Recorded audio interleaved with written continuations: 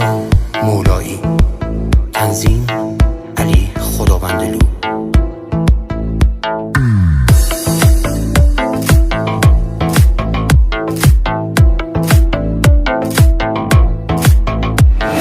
دمدمای صبح شده و از سر شب گفت شده، چشام رو عکسات تو گوشی.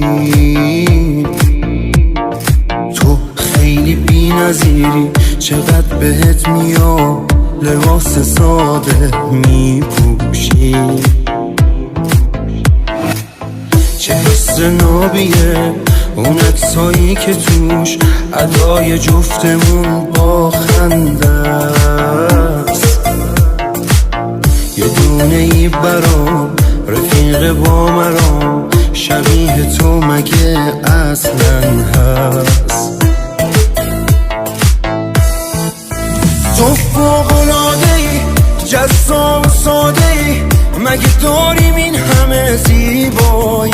تو از همه سری، دلبری و محشری، ته آرزوم تو این دنیایی. آره فوق‌العاده‌ای، جذاب و ساده‌ای، مگه داریم این همه زیبایی؟ تو از همه سری، دلبری و محشری، ته آرزوم تو این دنیایی.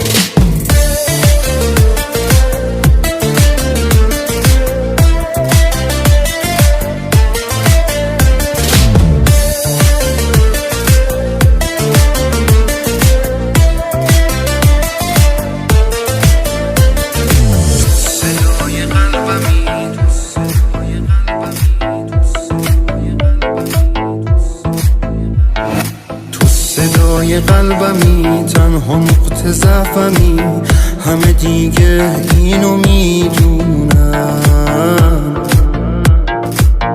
میگن دیوونه شد، چه عیبی داره خود، تموم عاشقا دیوونن.